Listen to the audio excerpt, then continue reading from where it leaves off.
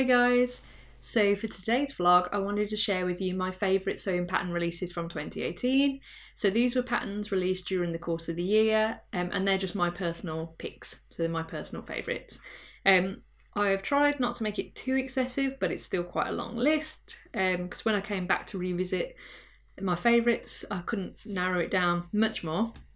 They're mostly independent pattern companies just because I sew more indie patterns, and in terms of having made these I've only probably finished one, I think. I've got a couple of others cut out and then lots of others that are on my to sew list, so at some point in the future I may well sew these, or at least I'll certainly sew at least some of them. So without further ado, the first pattern that I wanted to mention is from Gerties Charm Patterns line, and it's the Night and Day dress. So this is an extremely versatile pattern. I think there's something like 72 potential variations. Gerties samples on the website are absolutely stunning, and this is the dress that or the pattern that I want to use to make a dress for the Dressmakers Ball, which I'll be attending in March.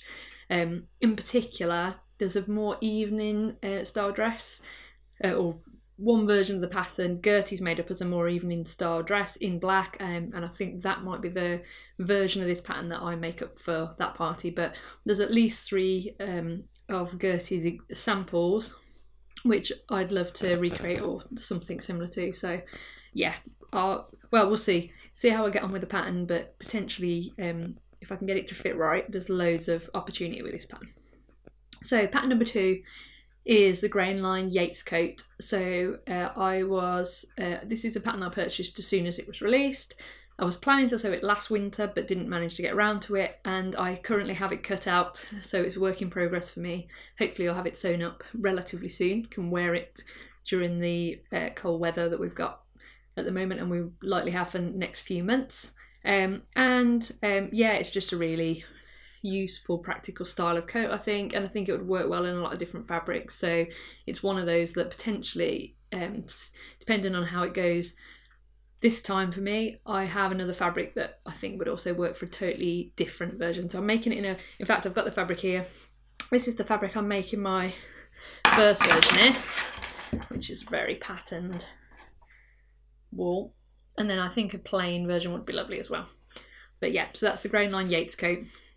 Then third on my list, in no particular order, but third along today, is a Deer and Doe, and I am going to call it the Myosotis dress. I'm sure that's wrong, but obviously you'll know this pattern well. It's been made by lots of bloggers and Instagrammers, and it's just a really beautiful, really practical dress that seems to suit everybody.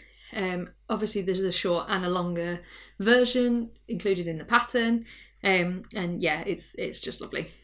I also wanted to mention, just while we're talking about Deer and Doe, that I really love their opium coat pattern as well. That's another lovely one, and if I didn't already have at least 3 coats in progress, that's one I would have considered, but not for me this year, not this winter. So next along is by Hand London. It's their Eloise Dress, which was their most recent pattern release. I must admit, when this first came out, I wasn't, it was one of those that I didn't pay that much attention to the release. It wasn't one that I immediately thought I needed to have, but I've seen a couple of bloggers make this up in crepes or rayons or drapey fabrics, and it looks absolutely lovely, and it looks like fairly easy to fit because it's actually fairly loose and then it's pulled in with ties. I've previously made by Hand London's Alex dress, which is a very different style of dress, but it's the same approach, so it's actually quite loosely fitted and then you pull it in with ties, and that dress was quick to make, and also you know, it's fairly simple to fit. It suits a lot of people, and I think the Eloise would be similar but in a more casual style, so I'm quite keen to make that for during next year, during the summer. So Republic de Chiffon is next. So this is one that I haven't actually seen. I don't think I've seen any of these made up yet. Maybe possibly in the UK sewing community, this pattern's been out a bit less time. But the Zelly blouse is just a really simple blouse, but actually I think it's a really nice practical little blouse pattern, and it's something that is currently missing from my wardrobe, so I'm quite keen to sew this pattern during the next year. And while I'm mentioning that recent release from Republic de Chiffon, I'm also very fond of the Yates jacket. Yeah, I think this could be quite an interesting pattern, could work with a lot of different fabrics. So, Coco Wawa. So next pattern I wanted to mention was the Honeycomb Dress by Coco Wawa. So I just love this pattern from the day it was released. So the product sample pictures by Anna are really gorgeous. I like all the variations of this pattern because you can do a blouse version, and then I think there's a sleeve and a sleeveless dress. But also lots of people have made this, and all the versions I've seen have been absolutely lovely. It's a great one for showpiecing, a really nice fabric, I think. So yeah, really impressed by the honeycomb, and keen to make that up. I also, I just think Anna's been releasing some great patterns with Coco Wawa recently, and I was also really fond of the pumpkin cardigan and cardigan dress in particular. So yeah, I wanted to give that one a mention too. So one of my most worn makes this year was a Simplicity pattern, and it was a pair of casual elasticated waist trousers, which are number 8605. They have a paper bag waist, and there's a short version in the pattern as well. But yeah, I made these up in a soft chambray fabric earlier this year, and I just wore them absolutely loads. I think if you lengthen the pattern, you could potentially make it for cooler weather, because it comes up quite short, intentionally quite short naturally.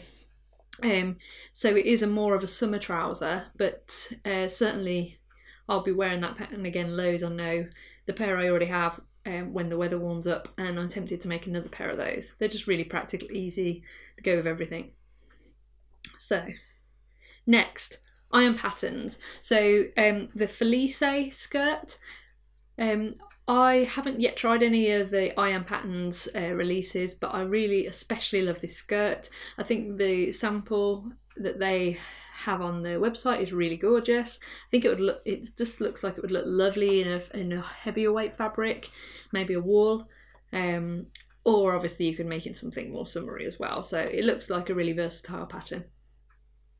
So next along, Seamworks Audrey denim jacket. So this is another one that I've seen some brilliant versions made up from different bloggers and Instagrammers. The sample pictures are also lovely for this as well, and it just looked like a really practical denim jacket, and obviously it could be made in other fabrics too, but yeah, really it's a fairly traditional denim jacket.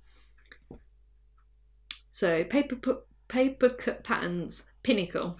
So Paper Cut have released some lovely patterns this year, but I particularly like the Pinnacle pattern. So it's a top and a sweatshirt, can be made in knits and wovens, and I just thought it had really interesting design detail, seam detail, and both the woven version and the knit versions in the samples, they come out looking really different, but both equally lovely. So yeah, that's one that I am keen to try out fairly soon, particularly in a knit for the winter.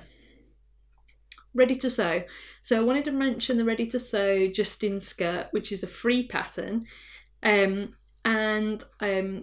this was one. I've got a ready to wear Peeper Tree skirt, which is a very similar style, and I wear it all the time. It's probably it's certainly one of my most worn, most worn garments, certainly most worn ready to wear garments. And I just thought that this Justine skirt is very similar style. It's a nice quick make. It's free pattern, so can't go wrong there.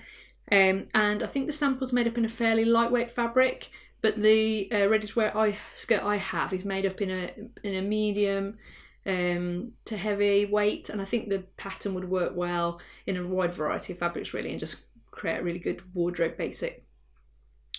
So trend patterns. So I wanted to mention trend patterns. I just find their designs and their photography really interesting. So I'm always interested when they release a new pattern, and particularly this year, the drop shoulder coat. it's another coat. I know I've mentioned quite a few coats, and it's probably due to partly the time of year that I'm filming this, and also just because I always love coats. But yeah, I really fancy their drop shoulder coats, and if you go on their social media account, you'll be able to see that they've made it in a few different, or 2 or 3 different fabrics, and get really different looks. But yeah, their patterns in general I find really interesting. I have one cut out, which is the 70s dress, which I've had it cut out for at least a year. I was going to make it to wear last Christmas and didn't manage it. I was going to make it to wear this Christmas and didn't manage it, but at some point I will get round to it, because there are some differences in terms of how they lay out their instructions, etc., which yeah, it's worth, I think it'd be interesting to write a blog post about one of their patterns, so at some point I will get round to the dress, if not this coat. So Sugardale was the next pattern company I wanted to mention, and specifically their Len coveralls. So these patterns aren't yet available for sale. They ran a Kickstarter campaign to launch their first 3 patterns. That was successful, is now completed, but obviously they're going through the steps then of producing the patterns and getting them to the Kickstarter backers before they sell their patterns on more general release. But yeah, I think there's a really interesting aesthetic to the company and to the patterns. The patterns are all fairly, or certainly a couple of the first 3 that were launched via Kickstarter have quite a lot of detail. They're fairly involved sews. And yeah, they just look like a really interesting company. Very keen to see what they do next, and to try the Len coverall pattern in particular. Next one that I wanted to mention was Milan IV JC. So this is a pattern company that are making zero waste patterns, and in particular I was interested in their Karma trench, which is a zero waste trench coat. Their original sample was made in a kind of trench coating fabric, lighter weight, waterproof type fabric, but they have just made a sample in a board wool as well. The design for this trench is cut on a single piece of fabric, and it's not lined, so obviously you need to take that into account when you're picking a fabric, something that won't fray. Shawnee made a really interesting version as well, which I'll link below of this. But yeah, I think there's a couple of zero waste sewing pattern companies that have launched relatively recently in the last year or so, and I think it's really interesting to see what they're doing, and this pattern in particular I found was appealing to me. And then finally I wanted to end on 2 patterns recently released by Megan Nielsen. So Megan's most recent pattern collection, there were some absolutely lovely patterns and really great photography, etc. But the 2 that stood out to me were the Jarrah and the Floria. So the Jarrah is a sweatshirt, and I just love a sweatshirt pattern. Linden is my absolute go-to sewing pattern. And I thought the Jarrah had some, you know, it's a fairly standard sweatshirt, but it had some nice touches. All of these patterns had quite a few variations, so there were some nice variations to it. And then the Floriat was quite an interesting pattern, a bit like the Pinnacle by paper cut that I mentioned earlier. The Floriat can be made in knit or woven fabrics, and again you get a really different look depending on the choice of fabric. Yeah, I think there was just a lot of versatility in this pattern, so you can create a top or a dress, a woven or a knit. And I'm really particularly keen to try out the knit dress for this pattern, which was one of my favourites on the sample pictures. So I'm going to stop there because I could go on even longer, but I think that's enough patterns for one vlog. So yeah, those were my pattern choices for 2018. Let me know if you have made any of those, or if you've got some completely different favourites. I know I didn't include many trousers. I think really I tend to, my pattern preferences tend to be dresses and coats, and I think that comes through a fair bit in my selection. So thanks all, see you soon.